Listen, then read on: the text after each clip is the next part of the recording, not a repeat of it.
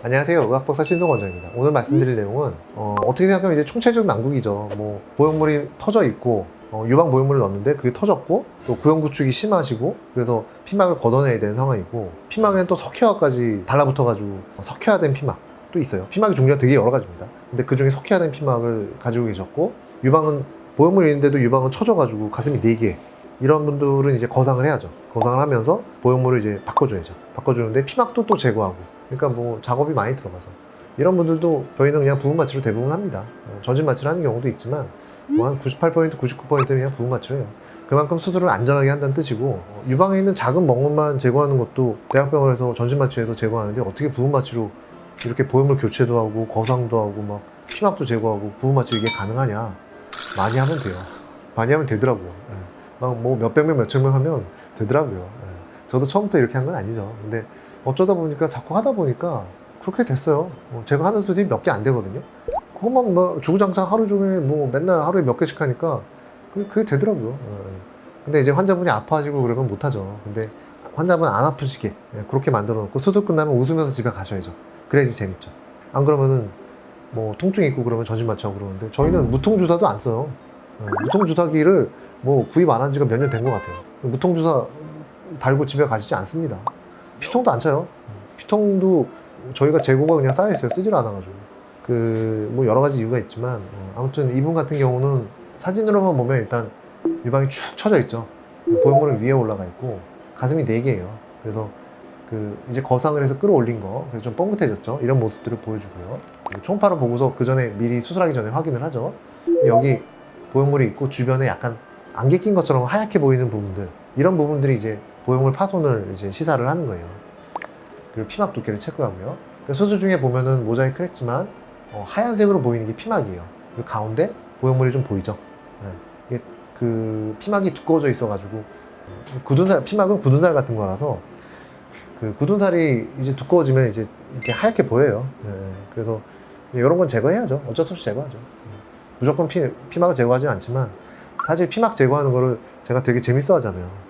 되게 재밌어요. 이렇게 싹 발라내거든요. 그러면 싹 그것만 제거해요. 그럼 되게 재밌어요. 막 생살까지 같이 제거하고 그러면은 피도 나고 환자분이 아프다고 하시고 막 그러면 안 되죠. 그러면 안 되고 딱 그것만 제거해야 됩니다. 그러니까 수술이 재밌어요. 스스로 만족하고 잘난 척하는 거죠. 혼자 만족하는 거죠.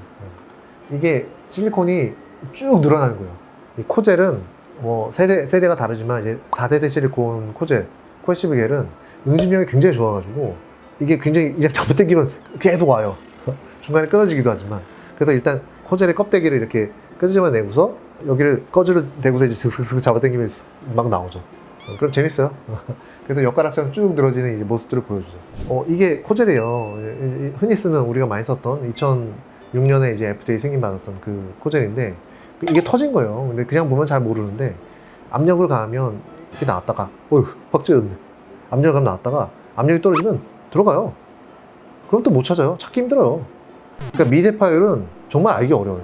그러니까 와장창 파열이 돼야 이게 알 수가 있는 거예요, 사실은. 근데 미세 파열은 몸에 별로 해를 끼치지 않으니까 그냥 추적 관찰하면서 나중에 발견이 돼도 됩니다. 근데 와장창 파열은 조금 얘기가 달라져요. 그때는 피막이 점점 두꺼워지고 이게 떨어지지도 않아요. 이게 흔들어도 이거를 제가 만진다 그러면 쭉 늘어나요. 잘 닦아지지도 않아요. 그러니까 이제 보형물 파손됐다 그러면 그냥 꺼림직해서 그냥 피막을 웬만하면 그냥 다 제거해요. 근데 사실은 보형물이 이런 실리콘이 닿았다고 해서 피막이 그렇게 몸에 해를 끼치고 사실 그러진 않아요. 그러진 않지만 의학이 아직 밝혀지진 않았지만 뭐 약간 꺼림직해서 그냥 그런 데는 보통 거의 다 제거하죠. 그래서 이분을 또 말씀드리면 색깔이 다르잖아요. 이쪽은 파손된 지 오래된 거예요. 오래되면 변성이 돼요. 색깔이 변하는 거고 이쪽도 보면 반짝반짝 빛나고 있는 게 이쪽도 터진 거죠. 터진 건데 미세 파열이라서 주변으로 별로 이렇게 번져나가지는 않은 거예요. 그래서 이분은 이쪽은 터진 지가 오래된 건 아닌 것 같다 이런 생각을 하고 이 색깔이 바뀐 걸 보니까 이게 터진 지가 날짜가 좀 됐네, 변성이 됐네, 이제 이런 추정을 또 하는 거죠. 그 다음에 피막을 또 제거하는데 피 안 나게 싹싹 제거합니다. 부분 마취로 해서 제거하고 나니까 이제 석회화된 피막 이런 부분들이 보이죠. 수술하기 전에 저는 총파를 보고 유방 엑스레이를 찍어가지고 피막이 이미 석회화가 돼 있다는 걸 알고 있었어요. 저런 피막은 제거합니다. 저런 식으로 석회화도 종류가 있는데 저런 식의 커다란 석회화는 환자분들이 찔러서 아프다고 하세요. 결국은 제거를 해야 돼요. 저런 때는. 그 다음에 이제 새로운 보형물 집어넣고 그 이제 반다절개 한 거를 거상하려고 이제 유방을 끌어올려가지고 다 모아주는 거죠. 그래서 거상을 해주는 거죠. 처진 가슴을 끌어올리는 거죠. 그러면 이제 가슴 자체가 뻥긋해지죠. 가슴이 4개가 돼 있을 때는 바디 포인트가 유두가 아니라 그 위에 있는 보형물, 그게 바디 포인트가 돼요. 근데 거상을 해서 올려줘야 유두가 바디 포인트가 되는 거죠. 그렇게 만들어주는 겁니다. 오늘은 여기까지 말씀드릴게요. 다음 시간에 또 뵐게요.